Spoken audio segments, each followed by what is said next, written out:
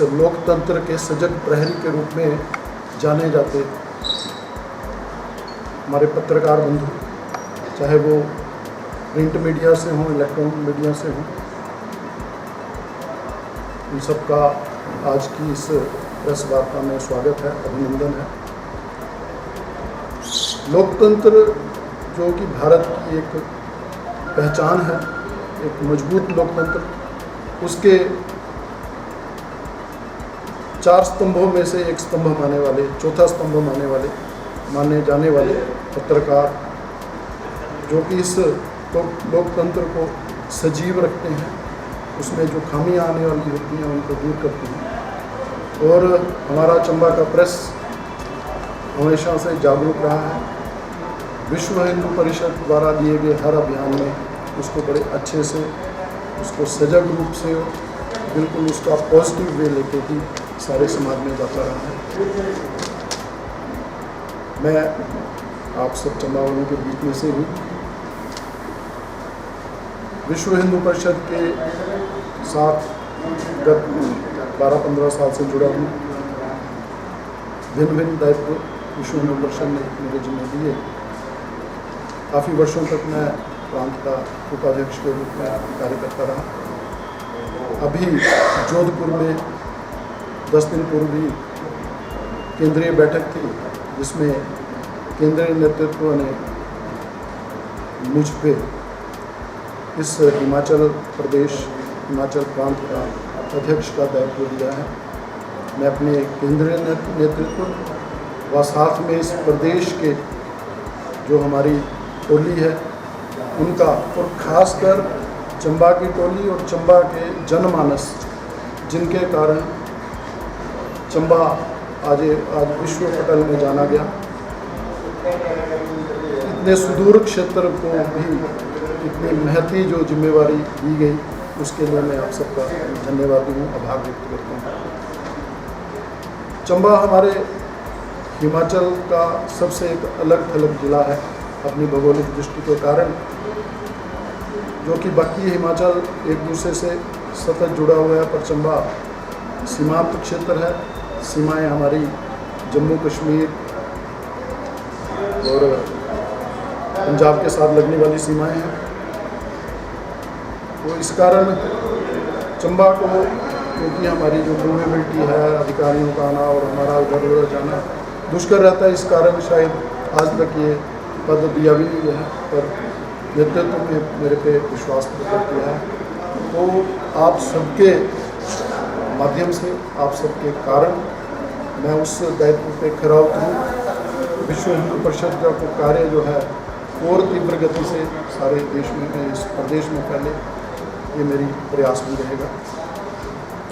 विश्व हिंदू परिषद एक सांस्कृतिक, सामाजिक और गैर राजनीतिक संगठन है। 1964 में जन्माष्टमी के दिन विश्व हिंदू परिषद की स्थापना की गई। इस देश के जो इसी धरा से, इसी संस्कृति से पैदा हुए जितने भी पथ संप्रदाय हैं, उनके जो शीर्ष नेतृत्व था, संत समाज थे, शंकराचार्य हैं, उन सब के द्वारा संदीपनी आश्रम मुंबई में विश्व हिंदू परिषद की स्थापना की गई और निरंतर 60 साल इस वर्ष पूरे हो रहे हैं। 60 साल की इस सतत यात्रा में विश्व हिंदू परिषद आज विश्व का एक गैर राजनीतिक, सांस्कृतिक, धार्मिक बहुत बड़ा, या यूँ कहीं सबसे बड़ा संगठन के रूप में उभरा है।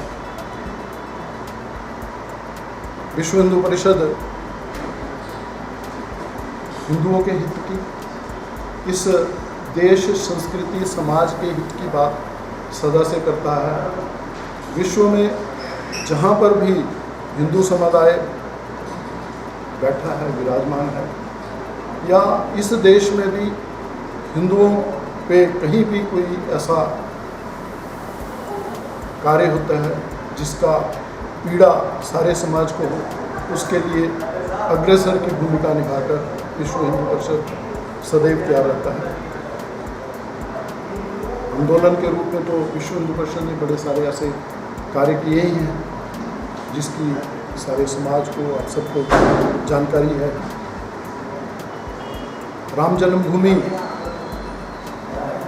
एक ऐसा आंदोलन रहा जो कि गत 500 वर्षों तक इस देश का समाज अपने जीवन की आहुत करता हुआ लाखों की संख्या में और निरंतर प्रयासरत रहा कि ये जो एक हम पे गुलामी का चिन्ह बना था, जिसके कारण ये समाज, ये देश, ये संस्कृति एक हीन भावना से ग्रस्त हुई कि हमारे आराध्य देव का जन्मभूमि कराने थी, जिसपे कि आक्रांता बाबर ने अपने सेनापति के द्वारा ढाकर एक मस्जिद का रूप दिया और निरंतर प्रयास था कि वो भव्य मंदिर के रूप में ये जो मंदिर बने। सारा समाज लगा रहा। आज़ादी से पहले भी हमारे यहाँ के योद्धाओं ने, राजाओं ने, संत समाज ने, सभी ने एक प्रयास करके इसको पुनर्निर्माण की कोशिशें की। कुछ थोड़ी बहुत कोशिशें सफल भी रही, फिर ख़त्म भी हुई,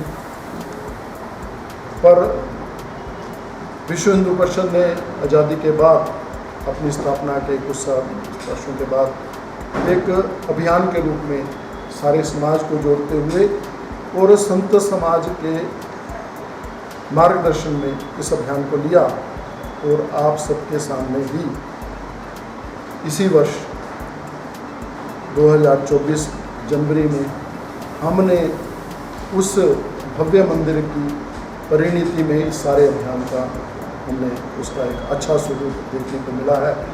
एक भव्य दिव्य मंदिर के रूप में भगवान रामलला अपने स्थान पे विराजित हुए हैं। उसमें विश्व हिंदू परिषद की अग्रणी भूमिका रही कि वो सारे समाज को, सारे हिंदू समाज को साथ लेके ये जो बड़ा ही कठिन और बड़ा ही विशाल कार्य था उसको कर पाया है।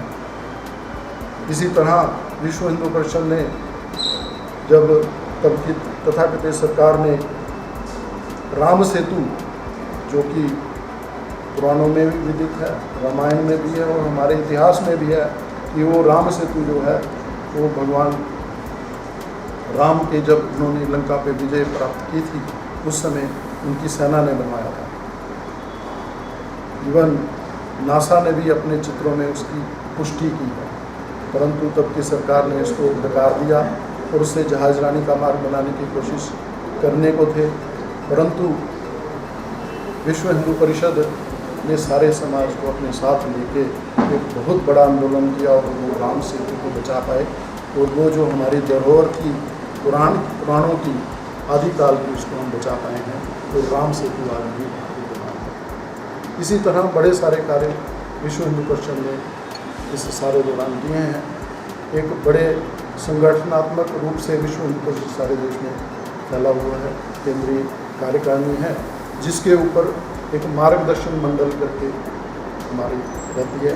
उस मार्गदर्शक मंडल में सभी संत समाज जो हैं वो विश्व हिंदू परिषद का मार्गदर्शन करते हैं, क्योंकि हमारी परंपरा रही है।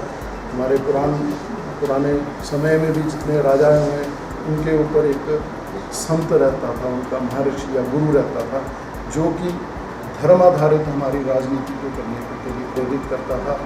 वही परंपरा को निभाते हुए विश्व हिंदू परिषद भी अपना सारा जो मार्गदर्शन है वो संत समाज से लेती है, जिसको हम मार्गदर्शन मंडल कर रहे हैं। हिमाचल में भी विश्व हिंदू परिषद का कार्य काफ़ी गति से चला है। आज हिमाचल के जो विश्व हिंदू परिषद की दृष्टि से 27 जिले, क्योंकि सरकारी जिले हमारे अगर कम हैं, परंतु अपने कार्य को आवंटित करने के लिए हमने 27 जिले यहाँ पे बनाए हैं और 27 जिलों में लगभग हमारे 127 प्रखंड हैं। प्रखंड यानी ब्लॉक लेवल तक की समितियाँ, उसमें 109 प्रखंडों में ब्लॉक स्तर पर विश्व हिंदू परिषद की समितियाँ हैं, यानी विश्व हिंदू परिषद वहाँ कार्य कर रहा है। और 427 हमारी खंड समितियाँ हैं, उससे भी आगे जाके जो बड़ी पंचायतें हैं, 2 या 2 पंचायतों को मिला के एक खंड बनता है।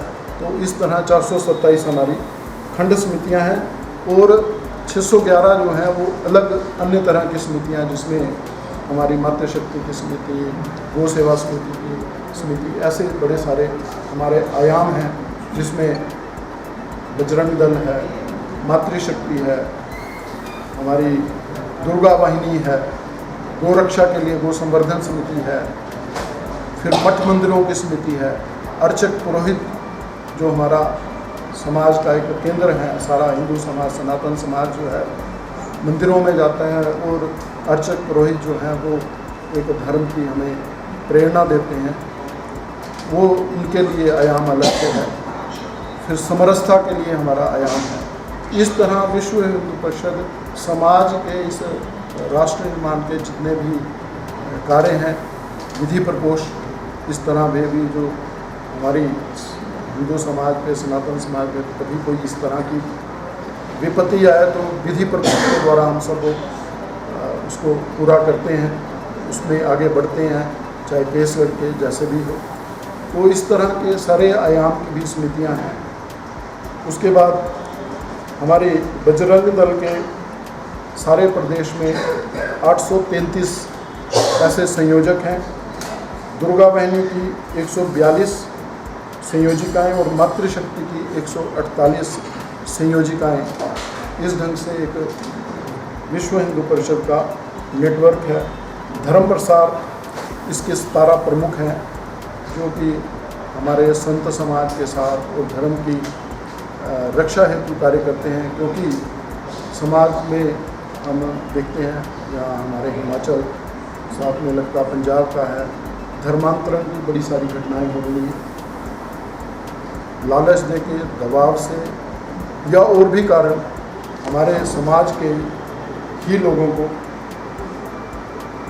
धर्मांतरित करके उनको इस्लाम या ईसाइयत में धर्म परिवर्तित किया जा रहा है।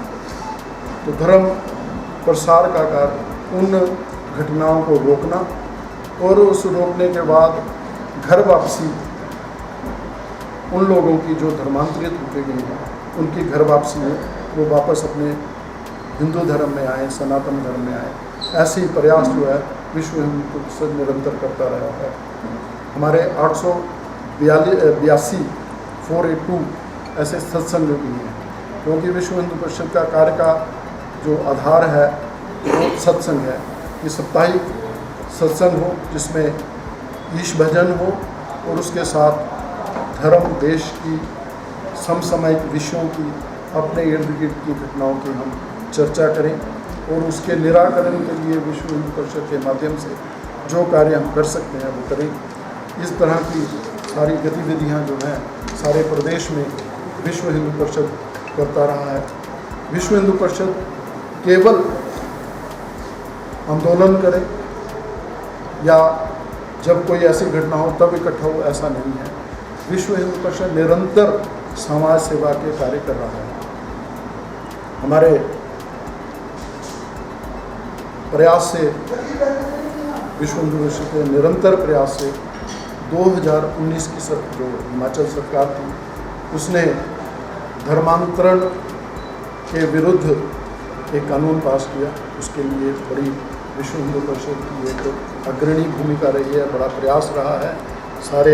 उस सारे संदर्भ में कानूनी सलाह लेनी या जो भी करना वो विश्व हिंदू परिषद ने किया है। और इस प्रदेश में धर्मांतरण के विरुद्ध एक कानून पास हुआ है, जो कि अन्य राज्यों में नहीं है, पर उसकी इम्प्लीमेंटेशन में कुछ दिक्कतें आ रही हैं, क्योंकि पुलिस के पास अभी पूरी उस तरह की ना जानकारी है, ना पावर्स है। हम प्रयास करेंगे, आग्रह करेंगे हिमाचल सरकार के कि इस कानून को सख्ती से लागू किया जाए और इसकी जो कुछ खामियां रही हैं उसको दूर किया जाए। ये विश्व हिंदू परिषद का निरंतर प्रयास है। उसके बाद हम देखते हैं कि हमारा गोवंश आज बड़ी दुर्दशा में है, आधुनिकीकरण के कारण और कुछ हमारा परिवार विघटन के कारण जो गोवंश है आज सभी को छोड़ा जा रहा है। तो विश्व हिंदू परिषद ने एक निरंतर प्रयास किया, कोर्ट तक हमने, हाई कोर्ट तक उसमें केस लड़ा और उसके परिणाम स्वरूप हिमाचल सरकार ने गौ रक्षा के लिए गो संवर्धन कानून, इस ढंग के कानून बनाया और उस कानून के तहत हर जिला में और लगभग अब हर पंचायत में गौशाला सरकार बनाने का प्रयास कर रही है।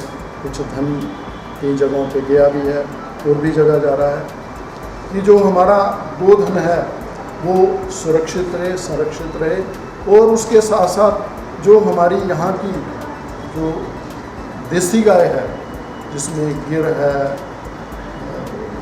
सैनीवाल है, या यहाँ की हिमाचल की छोटी गाय है, इस तरह की जो देसी गाय है जिसके दूध के बड़े सारे गुण हैं, उन सब को संवर्धित किया जाए, पोषण किया जाए और उसके साथ साथ ही गोवंश आधारित प्राकृतिक खेती के लिए विश्व हिंदू परिषद अपने माध्यम से भी, सरकार के माध्यम से भी कर रहा है कि जो हमारी प्राचीन पद्धति रही है उसके अनुसार ही हम अपनी प्राकृतिक खेती गो वंश के कारण हम आगे बढ़ाएं और इसके लिए भी विश्व हिंदू परिषद ने एक प्रयास किया और कानून बना है और उसके लिए आगे भी हम प्रयासरत रहेंगे। अपने द्वारा भी विश्व हिंदू परिषद के द्वारा 12 गौशालाएँ जो विशुद्ध विश्व हिंदू परिषद चलाता है सारे प्रदेश में चल रही हैं और उसके माध्यम से गौशालाओं के अलावा वहाँ गौ से निकलता है गोबर या गोमूत्र, उससे बड़े सारे ऐसे प्रोडक्ट भी बन रहे हैं, साबुन है, कीटनाशक है, जैविक खाद है, वो सारा उसके कारण और सारा संवर्धन भी हुआ है। ये विश्व हिंदू परिषद के माध्यम से जो हिमाचल में कार्य हुए हैं। रामपुर में एक लक्ष्मी नारायण मंदिर है जिसमें विश्व हिंदू परिषद का कार्यालय भी है। वहाँ हर वर्ष मेडिकल कैंप, आई कैंप लगते हैं, विश्व हिंदू परिषद करवाता है। उसके बाद हर वर्ष वहाँ गरीब कन्याओं में सामूहिक विवाह किए जाते हैं। इस तरह का सेवा कार्य जो है निरंतर विश्व हिंदू परिषद कर रही है। मरंडा पालमपुर में एक छात्रावास जिसमें कि पहले तो नॉर्थ ईस्ट की हमारी बच्चियाँ थी, अब और वहाँ से तो बच्चियाँ अब पास आउट तो चली गई हैं और भी यहाँ से जो गरीब बच्चियाँ हैं उनको वहाँ रखा जा रहा है। उसके बाद और भी ऐसे सारे कार्य जो हैं जिसमें संस्कारशालाएँ हैं, तो विश्व हिंदू परिषद के द्वारा सारे प्रदेश में कोई 70 के करीब संस्कारशालाएँ चल रही हैं जिसमें छोटे बच्चों को अपनी धार्मिक शिक्षा, इस देश की संस्कृति के संस्कार ऐसे दिए जाने का प्रावधान किया गया है। और कई जगह पे सिलाई केंद्र चल रहे हैं, हमारे चंबा में भी 2 सिलाई केंद्र और 2 संस्कारशालाएँ ऐसे चल रही हैं। इस बजरंग दल भी हर वर्ष शौर्य दिवस के रूप में मनाता है जिसमें रक्तदान का ऐसा शिविर लगाए जाते हैं। पर्यावरण के रूप में भी हम जागरूक हैं, सजग हैं, तो पर्यावरण के लिए भी जो विश्व हिंदू परिषद के द्वारा बरसातों में पौधारोपण के कार्यक्रम होते हैं, ये सब जो सेवा कार्य के माध्यम से भी समाज में विश्व हिंदू परिषद ने अपनी एक पहल बनाई है, क्योंकि सेवा ही ऐसा माध्यम है जिससे कि समाज के हर वर्ग को जोड़ के उसके काम आ सकते हैं और सारे समाज को संगठित कर सकते हैं। विश्व हिंदू परिषद समर्थ समाज की बात करता है। हमारा ध्येय वाक्य भी है, सर्वे हिंदवा सहोदरा ना कचित पतितो भवेत, कि सभी जो हिंदू हैं वो एक ही उधर से निकले, इस भारत माँ से निकले, सहोदर हैं, भाई बहन हैं, कोई उसमें ऊंच नीच नहीं है। ये ध्येय वाक्य विश्व हिंदू परिषद लेके चला है और इसके लिए निरंतर हम काम भी कर रहे हैं कि सारा समाज समरस बने। अभी जो कुछ ये जो हमारे जानकारी के बाद कुछ कार्यक्रम जो आगामी आने वाले हैं, उसमें सबसे बड़ा कार्यक्रम, क्योंकि ये जो 2024 है, 2023 से लेकर 2024 तक विश्व हिंदू परिषद का षष्ठी पूर्ति का वर्ष माना गया। षष्ठी पूर्ति यानी 60 वर्ष पूरी हुई। 2024 जन्माष्टमी के दिन विश्व हिंदू परिषद की स्थापना हुई है। उस दिन ये समापन के कार्यक्रम सारे प्रदेश भर में मनाए जाएंगे और इस बार हमारी योजना के अनुसार हर प्रखंड में, जैसे मैंने आपको बताया है कि 427 प्रखंड यहाँ पे प्रखंड हैं उसमें हर प्रखंड में हम विश्व हिंदू परिषद का ये जो समापन, षष्ठी पूर्ति समापन या स्थापना दिवस के कार्यक्रम मनाएंगे, जिसमें विश्व हिंदू परिषद के सभी आयाम, उसके साथ साथ समाज के हर जाति संप्रदाय, जितने भी धार्मिक सामाजिक संस्थाएं हैं, उनके लोग, उनके पदाधिकारी उन प्रखंड स्तर पे उन कार्यक्रमों में रहें। मंचीय कार्यक्रम होंगे जिसमें मंच लगेगा, कुछ उद्बोधन होगा, कुछ धार्मिक सांस्कृतिक कार्यक्रम होंगे। 1-2 घंटे के हम हर प्रखंड में अपनी योजना के हिसाब से वो कार्यक्रम मनाएंगे। हिमाचल में ये कार्यक्रम 20 अगस्त से लेकर 30 अगस्त तक मनाए जाएंगे, क्योंकि एक दिन में सभी जगह ऐसा कार्यक्रम करना संभव नहीं हो पाता, इसलिए एक पखवाड़ा हमने रखा है। वैसे तो केंद्र की योजना से 24 अगस्त से 1 सितंबर तक है, परंतु हमारी प्रांत की एक 6 माही बैठक जो सारे कार्यकर्ताओं की होती है, वो इस बार 31 पहली को लदरुई बैजनाथ में होने वाली है। तो इसलिए हमने 30 तक ये कार्यक्रम सबने संपूर्ण करने हैं, ऐसी विश्व हिंदू परिषद की एक योजना है। संस्कार पक्ष देने के लिए एक और योजना जो विश्व हिंदू परिषद ने इस वर्ष अपने जिम्मे ली है, रामायण परीक्षा। इसमें हम जो हर जिला है अपने जिम्मे कुछ स्कूल लेगा, चिन्हित करेगा। उन स्कूलों के 5वीं, 6ठी और 7वीं के बच्चों को हम रामायण की पुस्तिका जो स्पेशल रूप से एक हमारा वो चलता है, केंद्र चलता है, देवभूमि सेवाश्रम संस्थान, उसके माध्यम से वो वही ये सारे कार्यक्रम को करवाएगा। देवभूमि सेवाश्रम संस्थान, वो पुस्तकें हम बच्चों को दी जाएंगी। वो बच्चे 2-3 महीने में उन पुस्तकों का अध्ययन करेंगे और उसके बाद उन्हीं पुस्तकों के हिसाब से प्रश्न पत्र दिया जाएगा, उनकी परीक्षा ली जाएगी। परीक्षा में जो प्रथम, द्वितीय, तृतीय उनको पारितोषिक दिया जाएगा। ये माध्यम है हम बच्चों को अपनी संस्कृति से, अपने महापुरुषों से और इस देश की जो हमारी एक परंपरा रही है उसे अवगत कराएं। तो ये इस वर्ष हमने रामायण का किया है। अगले वर्ष बड़े बच्चों के लिए महाभारत का पाठ्यक्रम रहेगा। उसके बाद हो सकता है महापुरुषों के और भी जीवनियों पे ऐसे ये निरंतर चलने वाला कार्यक्रम विश्व हिंदू परिषद ये करने वाला है। इसको नैतिक शिक्षा का हमने नाम दिया है। चर्चा ना करूँ तो थोड़ा उसमें गलत हो जाएगा, क्योंकि ये संगठन हिंदुओं का है, हिंदुओं के लिए है और इस देश की या विश्व में जहाँ भी बैठे हुए हिंदू हैं उनकी चिंता करने वाला है।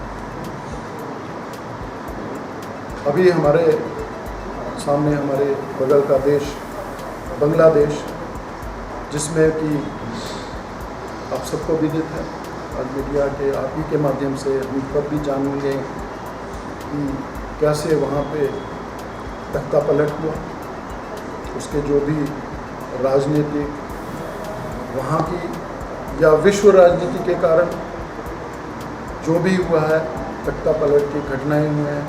एक लोकतांत्रिक ढंग से चली हुई सरकार को वहाँ से अच्युत किया गया। वहाँ की जो प्रधानमंत्री थी खाली अपनी शेख हसीना, उनको वहाँ से भागना पड़ा और अपनी परंपरा के अनुसार जो हमारी वसुदेव कुटुंबकम की परंपरा है, इस देश ने उनको शरणागत विद किया, उनको शरण दी।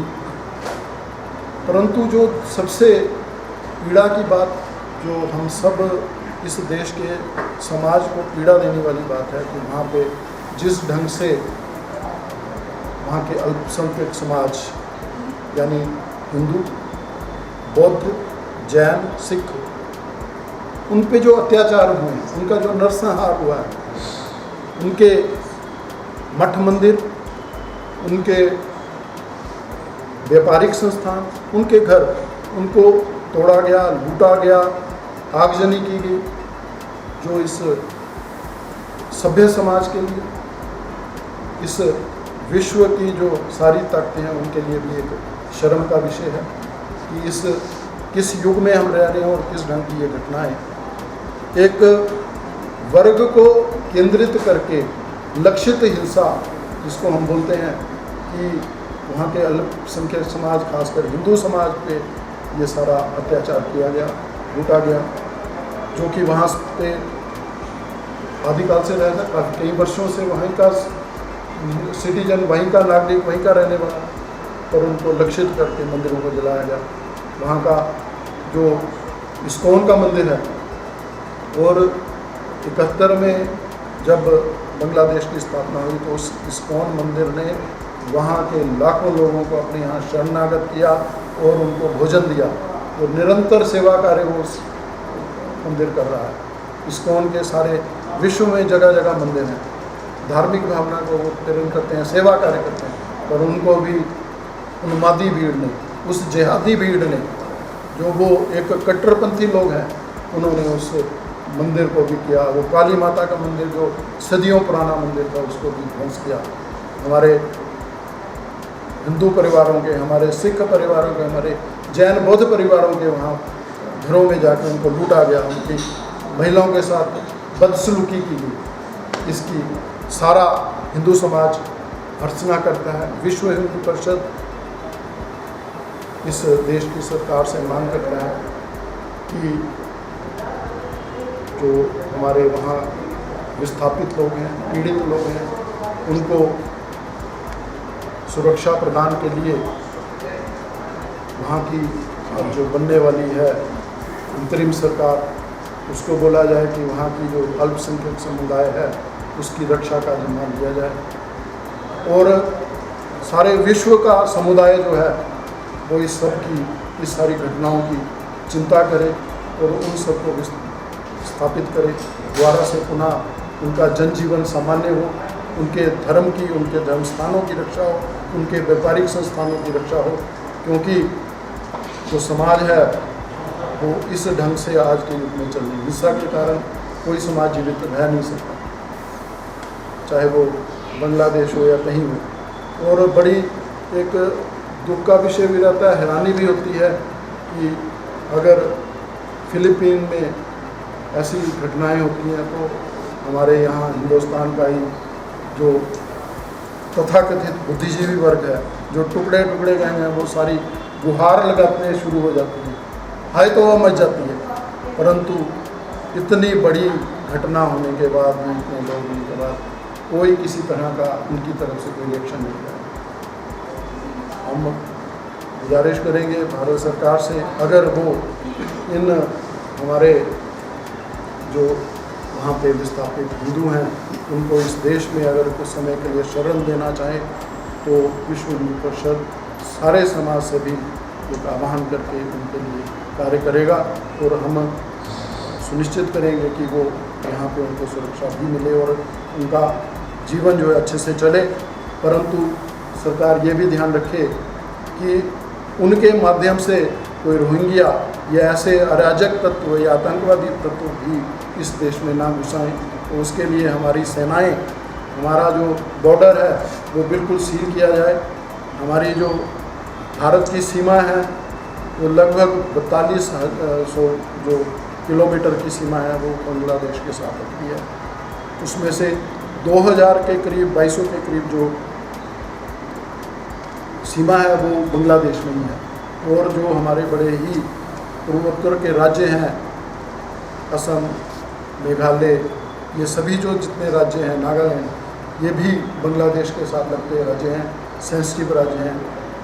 भारत सरकार उन राज्यों की भी सुरक्षा की जिम्मेवारी रखे कि उसमें इन्फिल्ट्रेशन ना हो पाए, कोई भी ऐसा तत्व जो है इस बहाने से अंदर ना घुसे, क्योंकि ये सारा माहौल जो है उसके कारण काफ़ी आज सेंसिटिव हुआ पड़ा है।